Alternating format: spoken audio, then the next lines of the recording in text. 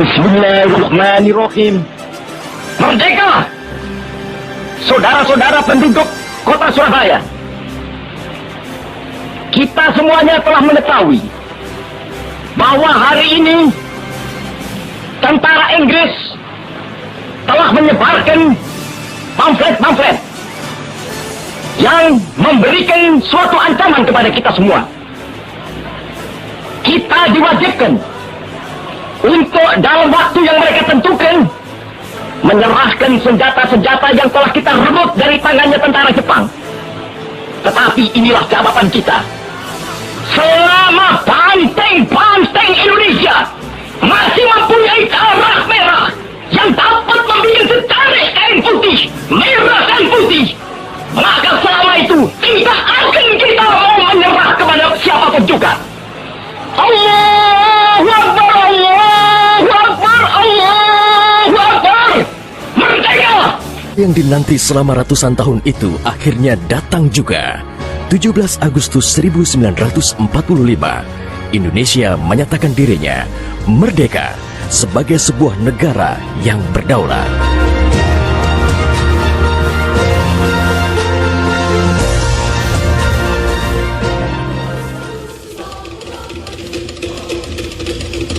Namun, belum genap 1 bulan usia kemerdekaan, Indonesia langsung mendapat cobaan yang berat.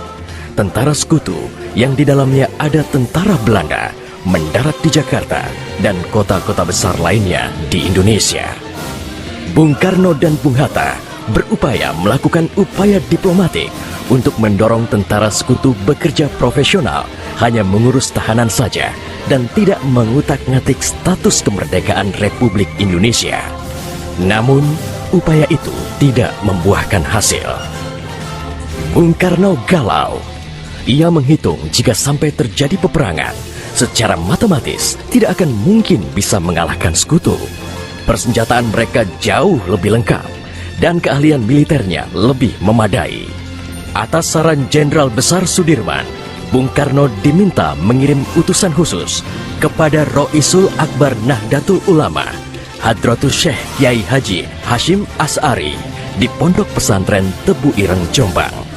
Tujuannya meminta fatwa Kiai Hashim tentang hukumnya berjihad membela negara yang notabene bukan negara Islam seperti Indonesia. Kiai Hashim lantas memanggil Kiai Haji Wahab Hasbuloh dari Tambak Beras, Jombang.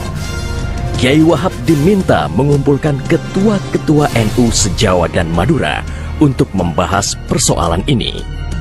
Bukan hanya itu, Kiai Hashim juga meminta kiai-kiai utama NU melakukan sholat istikharah. Salah satunya Kiai Abbas dari Buntet, Cirebon, Jawa Barat. 21 Oktober 1945, seluruh delegasi NU se-Jawa dan Madura telah berkumpul di kantor pusat Ansor di Jalan Bubutan, Surabaya. Kiai Hashim memimpin langsung pertemuan tersebut dan kemudian dilanjutkan oleh Kiai Wahab.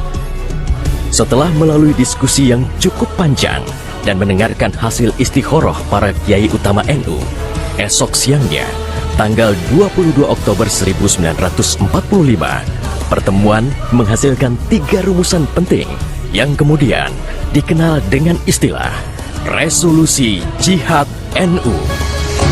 Pertama, setiap muslim, tua, muda, dan miskin sekalipun, wajib memerangi orang kafir yang merintangi kemerdekaan Indonesia. Kedua, pejuang yang mati dalam membela kemerdekaan Indonesia layak dianggap syuhada. Ketiga, warga yang memihak kepada Belanda dianggap memecah belah persatuan dan oleh karena itu harus dihukum mati. Dokumen resolusi jihad ditulis dalam huruf Arab Jawa atau pegon, ditandatangani Kiai Haji Hashim Asy'ari, disebarluaskan ke jaringan pesantren, tak terkecuali kepada komandan-komandan Laskar Hizbullah dan Sabilillah di seluruh penjuru Jawa dan Madura. Dokumen resolusi jihad juga dimuat di sejumlah media massa pergerakan masa itu. Hanya berselang 3 hari pasca resolusi jihad dicetuskan, 6.000 tentara sekutu mendarat di Pelabuhan Tanjung Perak, Surabaya dengan persenjataan lengkap. Mendengar kedatangan pasukan penjajah, ribuan santri dan kiai dari penjuru Jawa Timur bergerak menuju Surabaya.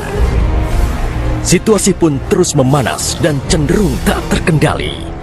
Resolusi Jihad NU telah memompa semangat perlawanan rakyat dan memicu terjadinya pertempuran hebat selama 3 hari di Surabaya, tanggal 27, 28, dan 29 Oktober 1945. Tentara Inggris kewalahan menghadapi perlawanan rakyat Jawa Timur. Mereka lantas mendatangkan Bung Karno ke Surabaya untuk diajak berunding melakukan gencatan senjata. Pagi hari tanggal 30 Oktober, gencatan senjata ditandatangani pemerintah Indonesia dan Inggris. Namun, sore harinya terjadi insiden di Jembatan Merah yang menewaskan orang nomor 1 tentara Inggris di Surabaya, Jenderal Malabi. Gencatan senjata pun langsung berakhir. Pengganti Malabi, Jenderal Robert Munser, mengultimatum Laskar Pejuang dan tentara Indonesia agar menyerahkan senjata kepada Inggris paling lambat 10 November 1945. Jika tidak, Inggris mengancam akan membumi hanguskan Surabaya. Mendengar ancaman itu, para komandan Laskar Hizbullah, Sabilillah, Mujahidin, TKR, dan para santri marah besar. Seorang pemuda bernama Sutomo atau yang dikenal dengan Bung Tomo sowan kepada Kiai Hashim. Ia meminta izin kepada Kiai Hashim untuk menyiarkan dan menyebarluaskan resolusi jihad melalui radio. Bismillahirrahmanirrahim. Merdeka! Saudara-saudara penduduk kota Surabaya, kita semuanya telah mengetahui bahwa hari ini tentara Inggris telah menyebarkan pamflet-pamflet yang memberikan suatu ancaman kepada kita semua.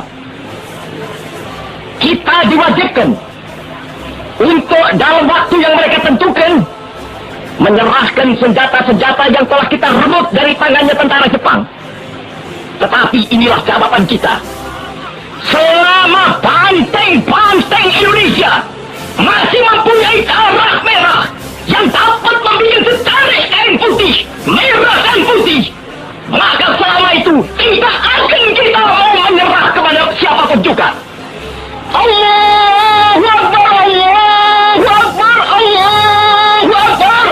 Merdeka! Pertempuran 10 November membuat malu tentara Inggris. Target mereka menguasai Surabaya dalam waktu 3 hari tak terbukti. Bahkan di hari yang kedua, Inggris kehilangan Jenderal Robert Munser.